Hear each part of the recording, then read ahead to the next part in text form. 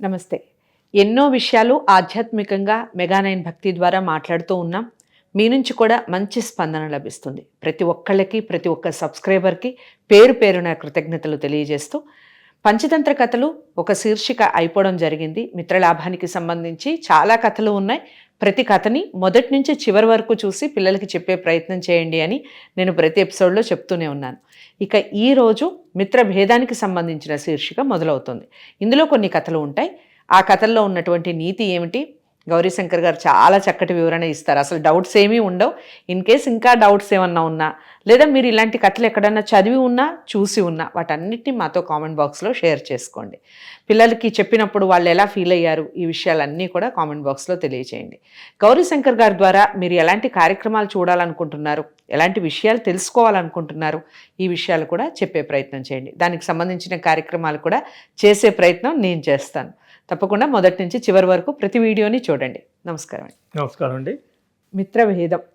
మిత్రభేదం శీర్షికలో మొదటి కథ ఏం చెప్తున్నారు, దానికి సంబంధించి చెప్పండి. మిత్రభేదంలో విష్ణు శర్మ రాజకుమారులకు చెప్పేటువంటి మొదటి కథ ఎలా మొదలవుతుంది అంటే, దక్షిణ దేశం అంటే ఈ విష్ణు శర్మ భారతదేశంలో పాటలీపుత్రం అంటే ఉత్తరాది ప్రాంతానికి చెందినట్టుగా ఈ కథలన్నీ కూడా మనకు ఆ బ్యాక్గ్రౌండ్తో, ఆ నేపథ్యంతో, అంటే భారతదేశం అంతా ఆ రోజు అఖండంగా ఉండేది కాబట్టి ఇప్పుడు దక్షిణ దేశం వైపు మళ్ళీ కథలు నడుస్తున్నట్టుగా మనకు తెలుస్తుంది. దక్షిణ దేశంలో అక్షపురం అనేటువంటి ఒక పట్టణం ఉంది. ఆ పట్టణంలో వర్ధమానుడు అనేటువంటి ఒక వర్తకుడు ఉండేవాడు. వర్తకులు ఆ రోజుల్లో మనకి వర్ణ వ్యవస్థ ఉంది కాబట్టి మనకి ఎక్కువగా ఈ కథల్లో బ్రాహ్మణ, వైశ్య, క్షత్రియ ఇలాంటివన్నీ కనబడుతూ ఉంటాయి. అలా వర్తకుడు సామాన్యంగా వైశ్యులు ఉంటారు.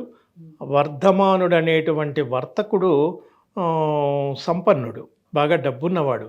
అయితే అతని దగ్గర ఉన్నటువంటి ధనం అతని బంధువులతో దగ్గరున్న ధనంతో పోల్చినప్పుడు ఇతను వాళ్ళకంటే తక్కువగా సంపాదించినట్టుగా అతను అప్పుడప్పుడు ఫీల్ అవుతూ ఉంటాడు, బాధపడుతూ ఉంటాడు. అయితే వాళ్ళకంటే ఎక్కువగా నేను ధనం సంపాదించాలి అని ఈ వర్ధమానుడు ఆలోచించి, అంటే వాళ్ళకి ఏమిటి, వ్యాపారమే కదా, మరొక మార్గమే ఉండదు కదా, కాబట్టి నా వ్యాపారాన్ని మరింత వృద్ధి చేయాలి, అంతే కదా. బిజినెస్లో ఏదైనా మనకి ఒకసారి డల్గా ఉన్నప్పుడు ఇంకో రకమైన బిజినెస్ చేయాలి అని ఆలోచిస్తూ ఉంటాం. లాభాలు మనకి అంతంత మాత్రంగా ఉంటే కొంచెం లాభాలు ఎక్కువ వచ్చేటువంటి వ్యాపారం చేయాలని మనం అనుకుంటాం. అలాగే ఈ వర్ధమానుడు కూడా ఆ రకంగా అనుకుని ఏ వ్యాపారం చేస్తే బాగుంటుంది అని ఆలోచిస్తాడు. తర్వాత అతని ప్రాథమిక ఆలోచన ఏమిటంటే, సాధారణంగా లోకంలో డబ్బు సంపాదన అనేది మగవాడి పని. మగవాళ్ళు డబ్బు సంపాదించాలి, తర్వాత బుద్ధిమంతులు విద్యను ఆర్జించాలి. కాబట్టి మగవాళ్ళు సంపాదించిన డబ్బు, మరి బుద్ధిమంతులు సాధించినటువంటి విద్య, ఇది వాళ్ళకి ఎంత అవసరమో అంతవరకే పెట్టుకొని మిగతాది ఇతరులకు దానం చేయాలి అనేటువంటి ఒక మంచి గుణం కూడా ఈ వర్ధమానుడి దగ్గర ఉంటుంది. ఆ రకంగా వర్ధమానుడు ఆలోచించి చివరికి విదేశీ వర్తకం చేయాలి అనుకుంటాడు. అంటే ఇప్పుడు మనం ఫారిన్ కంట్రీస్తో చేసేటువంటి వ్యాపారాలు, బిజినెస్లు ఉంటాయి కదా, అట్లా వర్ధమానుడు విదేశీ వర్తకం చేయాలి అనుకుని దాని గురించి ఆలోచించి ఆ రకమైనటువంటి ఏర్పాట్లన్నీ చేసి ఒకరోజు విదేశాలకు బయలుదేరుతాడు. విదేశాలకంటే ఆ రోజుల్లో మరి ఇప్పుడు ఉన్నటువంటి విదేశాలు కాదు, వాళ్ళు ఉన్న ప్రాంతం నుంచి మరొక ప్రాంతమే వాళ్ళకి విదేశం కావచ్చు.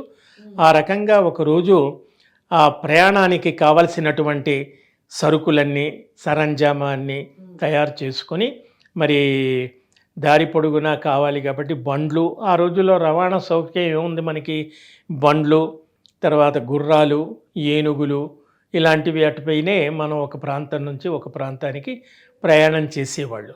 కాబట్టి ఆ రకంగా బండ్లన్నీ కూడా తయారు చేసుకొని, కావలసిన వస్తు సామాగ్రి అన్నీ కూడా తయారు చేసుకొని, కొంతమంది మనుషుల్ని, సేవకుల్ని తన వెంట, కొంతమంది మనుషుల్ని, సేవకుల్ని వెంట పెట్టుకొని, తర్వాత ఆ బండ్లకి బండ్లు నడిపేవి ఎద్దులు కదా, ఆ ఎద్దులన్నీ నడుపుకొని గుర్రాలు, తర్వాత ఆ రోజుల్లో గాడిదలు కూడా రవాణాకి రవాణా వాడేవాళ్ళు. అవును. గాడిద బరువు అని అంటాం అవును. కదా, గాడిదలు పాపం బరువు బాగా మోస్తాయి. కాబట్టి ఇలా అలాంటి నేపథ్యంతో అతను తన ఆ పట్టణం నుంచి అడవుల గుండా మరో దేశానికి ప్రయాణం చేస్తూ ఉంటాడు. అలా వెళుతున్నటువంటి క్రమంలో కొంత దూరం వెళ్ళి చాలా దూరం, విదేశం అంటే మాటలు కాదు కదా, కొన్ని రోజులు కొన్ని నెలలు పట్టవచ్చు. అలా ప్రయాణం చేస్తున్నటువంటి కొన్ని రోజుల తర్వాత ఈ ఒక బండి లాగుతున్నటువంటి ఎద్దు బాగా అలసిపోయి శక్తిహీనమైపోయి శక్తి అంతా కూడా ఉడిగిపోయి ఆ బండిని లాగలేక అది కూలబడిపోతుంది. అయ్యో. ఆ ఎద్దు పేరు సంజీవకుడు. వాటికి కూడా పేర్లు పెట్టి కథలు నడుపుతారు. ఇప్పుడు వర్ధమానుడు ఆలోచిస్తాడు, ఎలా మరి బండి ఎద్దు పడిపోయింది, మరి మిగతా వాటి మీద సామాను మిగతా మంది మార్బలం వెళుతున్నారు, తానున్నటువంటి ఆ ఎద్దు బండి కింద పడిపోయి మరి కాళ్ళన్నీ కూడా మరి ఆ బండి ఎద్దు లేవలేని పరిస్థితిలో పడిపోయింది. ఏం చేయాలి? తిరిగి ఎద్దుని మళ్ళీ వెనక్కి పంపలేడు, ఆ ఎద్దుతో ప్రయాణము చేయలేడు. కాబట్టి తన ప్రయాణం ఆగిపోతుంది అని కొంతమంది సేవకుల్ని పక్క ఊరికి పంపి అక్కడ ఏదైనా బలమైనటువంటి ఎద్దు ఉంటే గనక ఆ ఎద్దుని తీసుకొచ్చి, ఇప్పుడు మనకి కారులో ఏదైనా టైర్ పంచర్ అయితే స్టెప్నీ పెట్టినట్టుగా అలాగే మనకి గుర్తొస్తుంది. అలా వెళ్ళి ఆ పక్క ఊరిలోకి వెళ్ళి మరొక బలిష్టమైనటువంటి ఒక ఎద్దుని తీసుకొచ్చి ఆ బండికి కట్టుకుని తన ప్రయాణం ఆగిపోకూడదు కాబట్టి మళ్ళీ తన ప్రయాణం కొనసాగిస్తూ ఆ కూలిపోయి మరి శక్తి అంతా ఉడిగిపోయి అలసిపోయి బలహీనమైనటువంటి సంజీవకుడు అనే ఎద్దు అలా అడవిలో పడిపోయి స్పృహ తప్పి పడిపోయిన దాన్ని నిర్దాక్షిణ్యంగా నిర్దయగా దాన్ని వదిలిపెట్టేసి అతను ముందుకెళ్ళిపోతాడు. అయ్యో. ఇంకా ఆ కథకు మనకి పని లేదు, తర్వాత దీని వెనక కథ నడుస్తుంది. అప్పుడు ఈ స్పృహ తప్పి పడిపోయినటువంటి ఎద్దు ఒక 2 రోజుల దాకా తెలివి రాకుండా పడిపోతుంది. 2 రోజుల తర్వాత దానికి నెమ్మదిగా స్పృహ వస్తుంది. అది బండి లాగి బరువు లాగి అది బాగా అలసిపోయి శక్తి కోల్పోయి కూలబడిపోయినటువంటి దశ నుంచి నెమ్మదిగా తేరుకుని చుట్టూ చూస్తే అది ఒక పెద్ద దట్టమైన అడవి. నెమ్మదిగా శక్తి అంతా కూడగట్టుకొని నెమ్మదిగా లేచి అడుగులో అడుగు వేసుకుంటూ అలా తిరుగుతూ అక్కడక్కడ, అడవి అంటే పచ్చిగా ఉంటుంది, గడ్డి ఉంటుంది, గడ్డి తిని మరి అక్కడక్కడ కొలంలో చెరువులో అక్కడ నీళ్లు తాగుతూ అలా రోజులు గడుస్తూ ఉంటుంది. అలా కొంతకాలం ఆ గడ్డి తినేసి, దానికి ఇప్పుడు చాలా స్వేచ్ఛ ఉంది. అడవుల్లో జంతువులు స్వేచ్ఛగా తిరుగుతాయి. పట్టణాల్లో ఏమిటంటే మనుషులు వాటిని కట్టేసి వాటికి పరిమితంగా ఆహారం పెట్టి వాటితో పనులు చేయించుకొని వాటిని నిర్దాక్షిణ్యంగా వదిలేస్తారు అనడానికి ఇదొక ఉదాహరణ. కానీ అక్కడ దానికి స్వేచ్ఛ దొరికింది, మంచి ఆహారం దొరుకుతోంది, కడుపు నిండా తింటోంది, హాయిగా నీళ్లు తాగుతోంది, మంచి గాలి పీలుస్తుంది, స్వేచ్ఛగా అది బాగా బలాన్ని పుంజుకుంటుంది. బలాన్ని పుంజుకొని అడవిలో తిరుగుతూ ఆనందంగా ఉంటూ ఒకరోజు ఆనందం పట్టలేక ఆ ఎద్దు గట్టిగా రంకె వేస్తుంది. ఎద్దు రంకె వేస్తుంది కదా, పులి గాంటేస్తుంది, పిల్లి మేవమంటుంది అని ఇవన్నీ మనం తెలుసు కదా. ఆ ఎద్దు గట్టిగా రంకె వేసేటప్పటికీ ఆ అడవిలో మృగరాజు సింహం, ఆ అడవిని పరిపాలిస్తున్నటువంటి వాడు సింహం, అతని పేరు పింగళుడు, మృగరాజు అంటాం. సాధారణంగా ఈ కథల్లో అడవులు, అడవికి రాజు, సింహం, నక్క, తోడేలు, పులి ఇవన్నీ కనబడుతూ ఉంటాయి. అలా ఈ సింహం ఒకరోజు దాహం కోసమని ఒక చలమ దగ్గరికి, ఒక నీరు ఉన్నటువంటి ప్రాంతానికి సింహం వస్తూ ఉంటే పట్టపగలు మిట్ట మధ్యాహ్నం నట్ట నడుమ అడవిలో, చిట్టడవిలో ఈ రంకె వేసినటువంటి రంకెకు ఆ పులి, ఆ సింహం ఒక్కసారి అది జడుసుకుంటుంది. ఓకే. ఈ జడుసుకున్నటువంటి విషయాన్ని ఆ దగ్గరలోనే పొదలో 2 నక్కలు ఉంటాయి.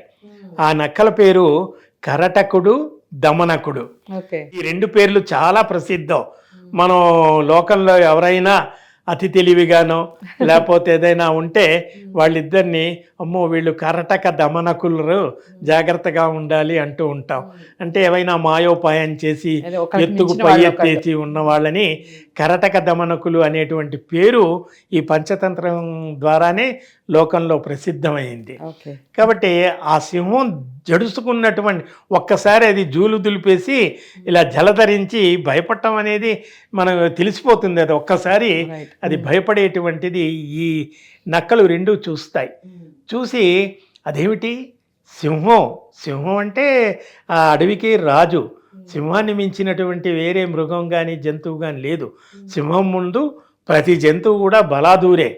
కాబట్టి అటువంటి సింహం, ఈ అడవికి రాజైన సింహం ఏదో ఒక రంకె విని, ఒక పెద్ద భయంకరమైన శబ్దం విని అలా జడుచుకుందేమిటి అని ఆ కరటక దమనకులు ఇద్దరు కూడా, ఆ నక్కలు రెండు ఒకళ్ళనో ఒకళ్ళు గుసగుసలాడుకుంటూ ఉంటారు. అప్పుడు ఆ రెండిటికి దీని యొక్క బలహీనత తెలిసిపోయి మృగరాజు సింహం ఏదో ఒక విషయానికి ఆ రెంకెకు జడుసుకున్నది, భయపడింది. కాబట్టి సింహంలో భయం అనేది ఉంది. ఆ భయాన్ని మనం క్యాష్ చేసుకోవాలి. ఎలా చేసుకోవాలి అని ఆ కరటక దమనకులు రెండు ఆలోచించి, అందులో కరటకుడు కొంచెం తెలివైనవాడు, దమనకుడు కొంచెం తొందరపాటు కలిగినటువంటి వాడు. ఇద్దరికి దమనకుడికి కొంచెం అత్యాశ, కరటకుడు కొంచెం ఆలోచించేవాడు. అందుకని ఈ దమనకుడు అంటాడు, మనం సింహం దగ్గరికి వెళదాం, వెళ్ళి ఏమిటో విషయం తెలుసుకుందాం. ఎందుకు మహారాజా మీరు అలా ఉలిక్కి పడ్డారు? ఏదో ఒక శబ్దం విని ఎందుకు ఉలిక్కి పడ్డారో, ఆ శబ్దం ఏంటో, ఎవరో ఏదో, మీకంటే సింహం యొక్క మనోభావం, దాని భావం ఏమిటంటే ఈ అడవిలో అంత పెద్ద భయంకరమైనటువంటి ధ్వని చేసే ఒక జంతువు ఏదో వచ్చింది. కాబట్టి ఇది నాకంటే చాలా బలమైనటువంటిది. కాబట్టి రేపొద్దున ఈ రాజ్యాధికారం కోల్పోతానేమో, నన్ను తలదన్నేవాడు ఎవడో ఈ రాజ్యంలోకి ప్రవేశించాడు అని ఒక్కసారి అది భయానికి గురయ్యింది. ఆ భయానికి గురైనటువంటి విషయాన్ని ఇవి గమనించాయి. కాబట్టి ఇవి నెమ్మదిగా దాని దగ్గరికి వెళ్ళి మనం ఏదో ఒకటి స్నేహం చేసుకొని సింహం నుంచి మనం లాభం పొందాలి అని ఈ రెండు ఆలోచిస్తాయి. అప్పుడు దమనకుడు అంటాడు, లేదు అది సరి అయినది కాదు. ఎందుకంటే మనమా శక్తిహీనులం, అది సింహమా అది పరాక్రమం కలిగినటువంటిది, పైగా అది రాజు. కాబట్టి దాని దగ్గరికి మనం వెళ్ళి మన ఆటలు అక్కడ ఏమీ సాగవు, కాబట్టి నువ్వు వెళ్ళకూడదు అంటాడు. దమనకుడు వినడు. లేదు నేను వెళతాను, వెళ్ళి ఏదో నయానా భయానా మంచి మాటలతో, తీయటి మాటలతో ఆ సింహాన్ని లోబర్చుకుంటాను చూడు అంటాడు. లేదు నువ్వు వాగు, నీకు ఒక కథ చెబుతాను. తొందరపడి మనం అనవసరమైన విషయాల్లో దూరితే ఆపదలు కొని తెచ్చుకుంటాం. పూర్వం ఇలాగే ఒక కోతి ఒక గొప్ప ఆపద ఆలోచించకుండా తనకు తెలియని పనిలో తలదూరిస్తే, తనకు తెలియని పనిలో ఎవరైనా మనకు తెలియని పనిలో మనం తలదూరిస్తే ఆపదల పాలవుతాం, ప్రాణాలకి ముప్పు వస్తుంది. కాబట్టి నేను కథ చెబుతాను, నువ్వు ఇప్పుడే వెళ్ళకు అని ఆ కరటకుడు దమనకుడికి కోతి కథ ఒకటి చెబుతారు. కోతి దూలం అనే ఒక కథ ఉంది. ఆ కథలో ఏమున్నదనేది మనం తర్వాత ఎపిసోడ్లో తెలుసుకుందాం. మనం రాజులాగా ఫీల్ అయ్యే వాళ్ళు మనల్ని చూసో లేకపోతే ఎవరినన్నా చూసో భయపడిన సందర్భాలు గనక ఉంటే, ఈయన వీక్నెస్ మనకి తెలిసిందే, దీన్ని ఎలా క్యాష్ చేసుకోవాలి అని ఆలోచించే వాళ్ళు ఈ రోజుల్లో కూడా ఉంటారు, మన మధ్యలోనే ఉంటారు. ఉన్నారా? ఎక్కడైనా మీకు అలాంటి వాళ్ళు తారసపడ్డారా? ఖచ్చితంగా ఆ విషయాలు కామెంట్ బాక్స్లో తెలియచేయండి. మరి ఈ రెండు నక్కలు ఏమి ఆలోచించాయి, అలాగే ఆ కథ విన్న తర్వాత, ఈ కోతి దూలానికి సంబంధించిన కథ విన్నాక ఏం జరిగింది, ఎలాంటి డిసిజన్ తీసుకున్నాయి, ఇవన్నీ తెలియాలి అంటే నెక్స్ట్ ఎపిసోడ్ కంటిన్యూగా మీరు చూడాల్సి ఉంటుంది. ఈ వీడియోని అందరికీ షేర్ చేయండి. నెక్స్ట్ వీడియోకి సంబంధించిన వీడియోతో ఆ కథతో మళ్ళీ మీ ముందుకు వచ్చే ప్రయత్నం చేస్తాను. అంతవరకు సెలవు, నమస్తే.